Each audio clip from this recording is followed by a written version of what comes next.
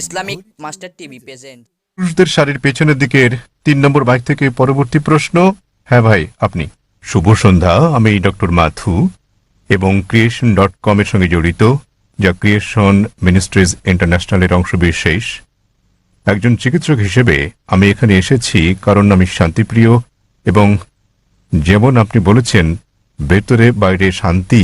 এখন ব্যক্তিগতভাবে যখনই আমি এবং অন্যান্য লাখ লাখ মানুষ পাপবোধ ও এর জন্য অনুতাপের পর বুঝেছি যীশু খ্রিস্ট নিষ্পাপ ব্যক্তি আমার পাপের প্রায়শ্চিত্ত করে গেছেন।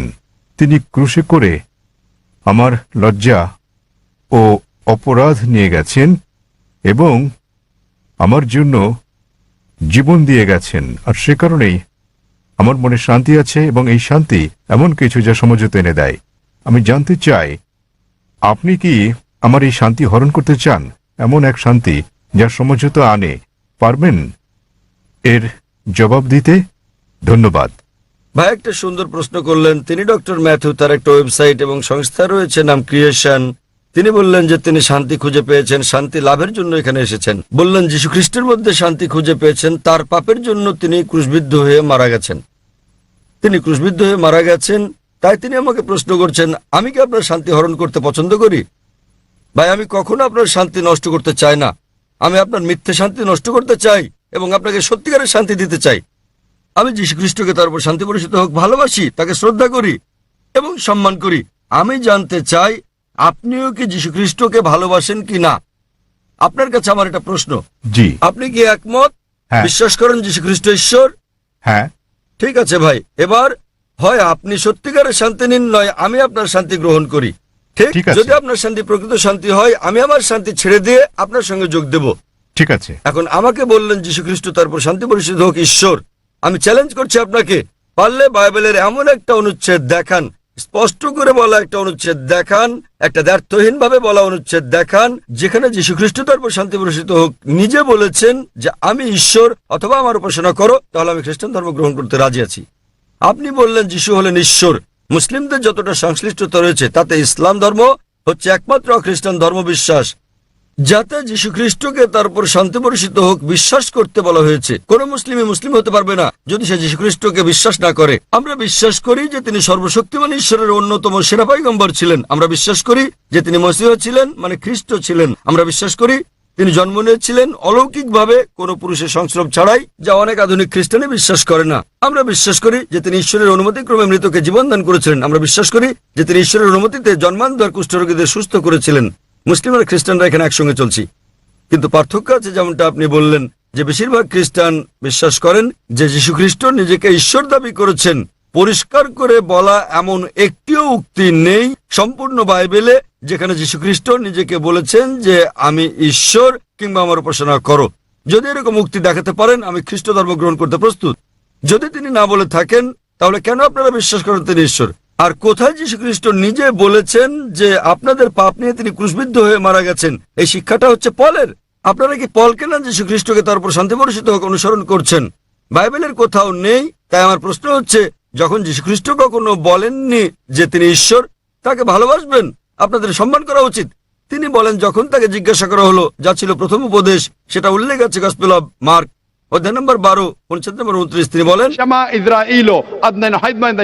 শোনো হে ইসরায়েলগণ, আমাদের প্রভু ঈশ্বর হলেন এক ঈশ্বর। তিনি পূর্বসূরি মুসা আলাইহিস সালামের বাণীর আক্ষরিক পুনরাবৃত্তি করেন। তাই আমি আপনাকে বলছি, যদি আপনি যীশু খ্রিস্টের বাণীগুলো জেনে থাকেন, যদি আপনি বলেন যে খ্রিস্টান সেই ব্যক্তি যে যীশু খ্রিস্ট সাল্লাল্লাহু আলাইহি ওয়াসাল্লামের উপদেশ অনুসরণ করে, যেমন উল্লেখ রয়েছে বুক অফ এফিসিয়েন্স অধ্যায় নম্বর 5 অনুচ্ছেদ নম্বর 18, যে মদ পান করো না।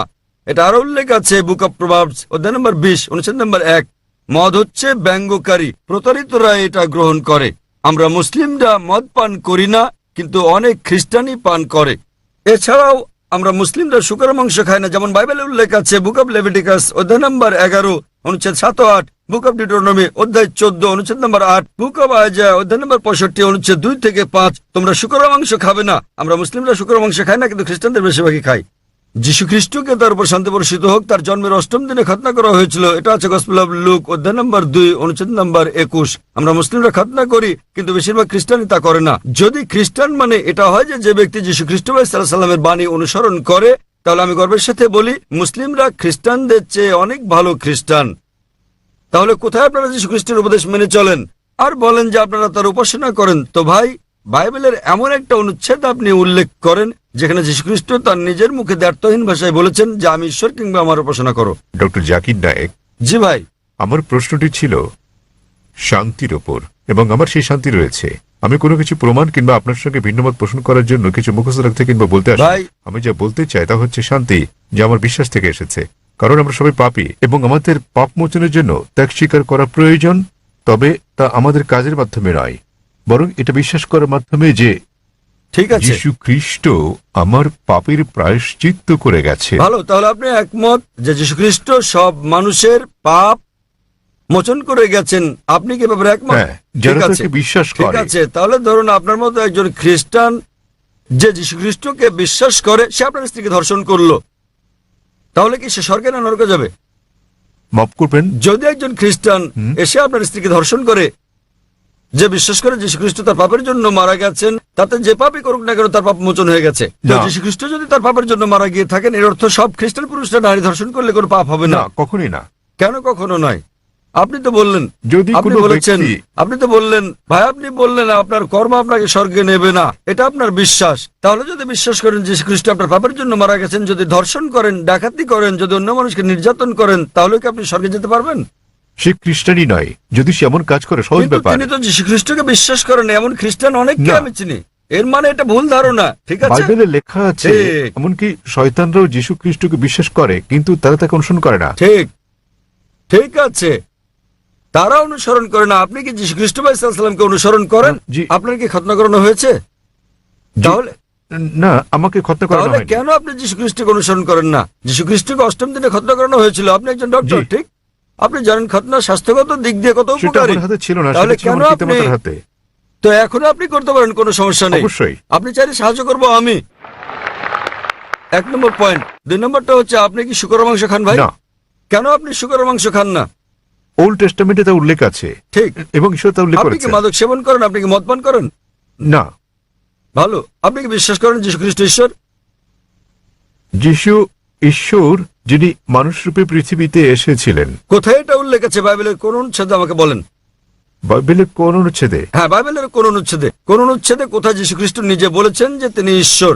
ধরেন যদি কেউ আপনাকে ঈশ্বর বলে, আপনি কি বিশ্বাস করবেন আপনি ঈশ্বর? কেউ যদি আমাকে ঈশ্বর বলে, আমি তা বিশ্বাস করব? এই বিষয়টা মনে রাখা দরকার। যীশুখ্রিস্ট কখনো নিজেকে ঈশ্বর দাবি করেননি। প্রকৃতপক্ষে আপনি গসপেল অফ ম্যাথিউ অধ্যায় নম্বর 19 অনুচ্ছেদ 16-17 দেখবেন, এক ব্যক্তি যীশুখ্রিস্টের কাছে এসে বলল, ও গুড মাস্টার, কি ভালো কাজ করলে আমি অনন্ত জীবনে প্রবেশ করতে পারবো? তখন যীশুখ্রিস্ট তারপর শান্তি পরিশুদ্ধ হোক বললেন, কেন তুমি আমাকে ভালো বলছো ঈশ্বরকে বাদ দিয়ে? কেন তুমি আমাকে গুড বলছো? একটি মাত্র গুড আছে, আর তা স্বর্গের ঈশ্বর।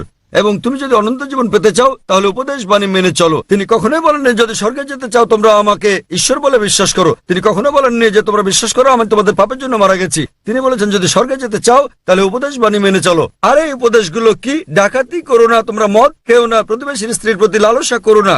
উপদেশ অনুযায়ী কাজ করলে তা তোমাকে স্বর্গে পৌঁছে দেবে। যীশুখ্রিস্ট কখনোই বলেননি যে তিনি ঈশ্বর ছিলেন। তাহলে আপনারা কেন বলছেন যে যীশুখ্রিস্ট তারপর শান্তি বর্ষিত হোক ঈশ্বর? আপনারা তার বাণী মানছেন না। আমি বলিনি যে যীশু ঈশ্বর, আমি বলেছি আমার মনে শান্তি আছে এবং এই শান্তি ভাগ করে নিতে চাই। ভাই, অনেক মানুষ আছে শয়তানের পূজা অর্চনা করার একটা দল আছে, আপনি কি জানেন? শয়তানের পূজা অর্চনা করার অনেক দল, তাই তারা শয়তানের পূজা করে শান্তি পায়, তবে তা মিথ্যে শান্তি। তাই তো আপনাকে মিথ্যে শান্তি থেকে বের করে নিয়ে এই সত্যিকারের শান্তি দিতে চাই আমি। আপনি যাকে শান্তি বলছেন সেটা প্রকৃত শান্তি নয়।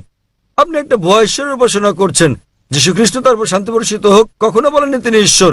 সুতরাং আপনি ভুল ঈশ্বরের উপাসনা করছেন এবং আপনি ভুয়া শান্তিতে আছেন। যেমন কিছু মানুষ শয়তানের পূজা করেও তারা ভাবে যে তারা সঠিক পথে আছে। আমি আপনাকে এই ভুয়া শান্তি থেকে বের করে নিয়ে আসল শান্তির পথে আনতে চাই, কারণ আমি নিজেকে একজন খাঁটি খ্রিস্টান ভাবি। যদি খ্রিস্টান মানে এমন ব্যক্তি হয় যিনি যীশু খ্রিস্ট বা ঈসা আলাইহিস সালামের বাণী মেনে চলেন, তাহলে আমি খ্রিস্টানদের চেয়েও বড় খ্রিস্টান। আপনি কি জানেন যীশু খ্রিস্ট তারপর শান্তি বর্ষিত হোক বলেন, গসপেল অফ জন অধ্যায় নম্বর 16 অনুচ্ছেদ 12 থেকে 14, তোমাদেরকে আমার অনেক কিছু বলার আছে, কিন্তু তোমরা এখন তা সহ্য করতে পারবে না। যখন সত্যের আত্মা আসবেন, তিনি তোমাদের সত্যের দিকে নিয়ে যাবেন, তিনি তোমাদেরকে ভবিষ্যতে নিদর্শন দেখাবেন, আমাকে গৌরবান্বিত করবেন। যীশু খ্রিস্টের পর কোন নবী ঈসা আলাইহিস সালামকে যীশু খ্রিস্টকে গৌরবান্বিত করেছেন? তিনি নবী মুহাম্মদ সাল্লাল্লাহু আলাইহি সাল্লাম। তাহলে নবী মুহাম্মদের আগমনের পূর্বাভাস, ভবিষ্যৎবাণী রয়েছে বাইবেলে, এমন অনেক উদ্ধৃতি রয়েছে। আপনার কাছে প্রশ্ন, কেন যীশু খ্রিস্ট বা ঈসা আলাইহিস সালামের নির্দেশগুলো মানেন না এবং কেন নবী মুহাম্মদ সাল্লাল্লাহু আলাইহি সাল্লামকে অনুসরণ করেন না? তাহলে আপনি কেমন খ্রিস্টান? আপনি কি বোঝাতে চেয়েছেন যে আমি খ্রিস্টানদের শিক্ষা অনুসরণ করি না? মোটেই তা নয়, আমি রেফারেন্স দিয়ে উদ্ধৃতি দিচ্ছি। বাড়ি ফিরে গিয়ে আপনি বাইবেল দেখেন রেফারেন্স সহ। আমি সত্যিকারের খ্রিস্টান, আপনি খ্রিস্টান নন। যাচাই করা সহজ ভাই। সহজ, খুবই সহজ। আপনি যা বলছেন আমি তা উদ্ধৃতি দিয়ে বলছি, আপনি একটি উদ্ধৃতিও দিতে পারেননি। আমি খ্রিস্ট ধর্মবেত্তাদের চ্যালেঞ্জ করছি, আমি খ্রিস্ট ধর্মবেত্তাদের যে কাউকে চ্যালেঞ্জ করছি। আপনাদের ধর্মবেত্তাদের নিয়ে আসুন। যদি আপনি বলেন যে আপনার ধর্ম সম্পর্কে জ্ঞান নেই, তাহলে আপনার ধর্মবেত্তাদের নিয়ে আসুন, বিশ্বের শ্রেষ্ঠ, এবং আমরা সংলাপে বসবো। নিশ্চয়। তবে সে ব্যক্তিকে হতে হবে বিজ্ঞ, রাস্তাঘাটে জানাতন লোক নয়, এমন ব্যক্তি যিনি মানুষকে আকৃষ্ট করতে পারেন, এমন ব্যক্তি যিনি পড়াশোনা করেছেন। আপনি ভারতের মধ্যে, বিশ্বের মধ্যে যিনি সবচেয়ে ভালো, তাকে নিয়ে আসুন, আমরা সংলাপ করব।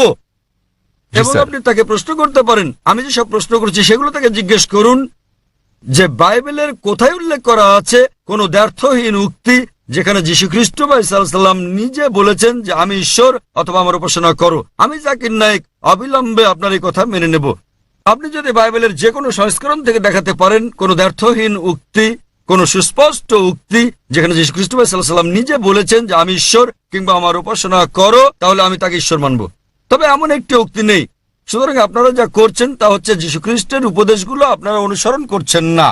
এটা হচ্ছে চার্চের শিক্ষা, যীশু খ্রিস্টের তার উপর শান্তি বর্ষিত হোক নয়। তাই আমি আপনাকে অনুরোধ করি ভাই, দয়া করে মিথ্যা শান্তি ত্যাগ করুন এবং সত্যিকারের শান্তি গ্রহণ করুন। সত্যিকারের শান্তি হচ্ছে ঈশ্বরের কাছে আত্মসমর্পণ করা, সেই ঈশ্বর যিনি যীশু খ্রিস্ট বা ঈসা আলাইহিস সালামকে সৃষ্টি করেছেন, কোন ভুয়া দেবতা নয়। যীশু খ্রিস্ট বা ঈসা আলাইহিস সালাম ঈশ্বরের একজন পয়গম্বর ছিলেন, ঈশ্বর ছিলেন না। আশা করি উত্তরটা পেয়েছেন। বন্ধুরা, আপনাকে যদি এই ভিডিওটি ভালো লাগে, আমি যেমন স্ক্রিন দেখাচ্ছি, এই বাটনটা ক্লিক করুন, ক্লিক করে নীল করে দিন। এবং আপনি যদি আমার চ্যানেলে নতুন হন, আমি যেমনভাবে দেখাচ্ছি যে সাবস্ক্রাইবটা আপনি লাল হয়ে থাকে, এই সাবস্ক্রাইবটাকে ক্লিক করুন, ক্লিক করে সাদা করে দিন এবং 5 টাকা বেল আইকনটি ক্লিক করবেন, ক্লিক করে অল নোটিফিকেশন করে দেবেন। কারণ আমি যখন আপনার সামনে নতুন ইসলামিক রিলেটেড ভিডিও আপলোড করবো, তাহলে তাড়াতাড়ি পৌঁছে যাবে।